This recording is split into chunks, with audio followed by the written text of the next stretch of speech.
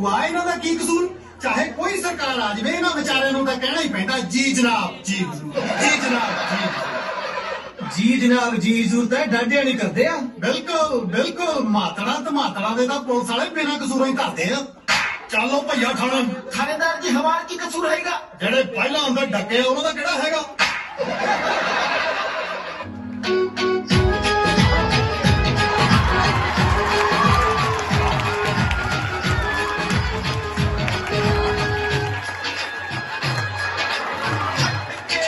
ਓਏ ਤੂੰ ਵੀ ਇੱਧਰ ਆ ਭੂੰਡਾਸ਼ਕ। जनाब मैंने होश ना मारे मैं तो पहले ही बथेरा डर गया। ਬਸ ਇੱਕ ਚਪੇੜ ਨਾਲ ਹੀ ਪੈਂਟ ਗਿੱਲੀ ਕਰ ਗਿਓ। ਓਏ ਤੇਰੀ ਇੰਨੀ ਹਿੰਮਤ ਤੂੰ ਸਾਡੇ ਇਲਾਕੇ ਦੀ ਧੀ ਭੈਣ ਨੂੰ ਛੇੜੇ। ਅਸੀਂ ਮਰ ਗਏ ਹਾਂ।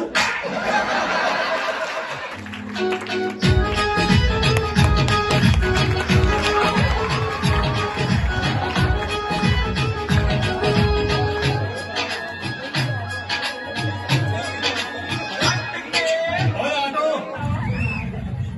हाँ जी की फरमाया? ਫਰਮਾਉਣਾ ਕੀ ਆ ਜਗ੍ਹਾ ਹੈ? अजी जगह भेज के तो ऑटो पाया। आए। ਕਾਨੂੰਨ ਨਾਲ ਟੀਚਰ ਮਹਿੰਗੀ ਪੈਂਦੀ ਆ। वैसे जी किन्ने क महंगी पैंदी है? ਘੱਟੋ ਘੱਟ 250-300 ਤਾਂ ਪੈਂਦੀ ਆ। आए। आ लो 250। सड़ी सवेरे सवेरे मुई भी नहीं की सी। ਓਏ ਪੁਲਿਸ ਨੂੰ ਗਾਲਾਂ ਕੱਢਦਾ। जी सौ लगे मैं तो नहीं कटदा। ਓਏ ਸਾਨੂੰ ਸਾਰੀ ਦੁਨੀਆ ਕੱਢਦੀ ਆ ਸਾਲਾ ਤੂੰ ਕਿਉਂ ਨਹੀਂ ਕੱਢਦਾ? आए।